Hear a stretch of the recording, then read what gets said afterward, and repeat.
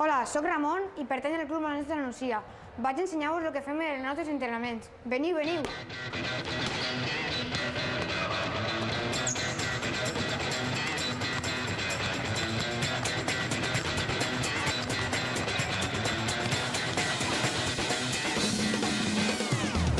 La història del club és prou curta perquè és un club que oficialment és molt recient.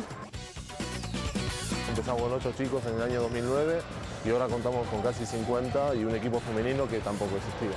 Abans ja havien començat a tindre inquietuds de que tinguérem en la Nucia, a part d'altres clubs i altres deports, tinguérem també el bàsquet.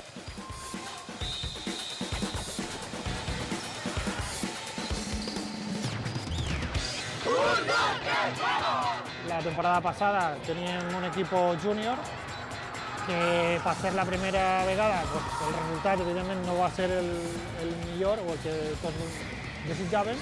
Estamos haciendo principalmente creando un hábito de entrenamiento, de respeto al mayor, de respeto al deporte, a la institución que representan. Son los valores fundamentales que tratamos de enseñarles. Que es un deporte de garra, donde se ven realmente la personalidad de los jugadores y la hombría de cada jugador. O sea, y de la inteligencia sobre todo. O sea, no gana no juega mejor el que más corre, sino que más usa la cabeza. Empezaron a ver baloncesto, o sea, no solo a mirarlo, sino a observarlo, a entender realmente el baloncesto.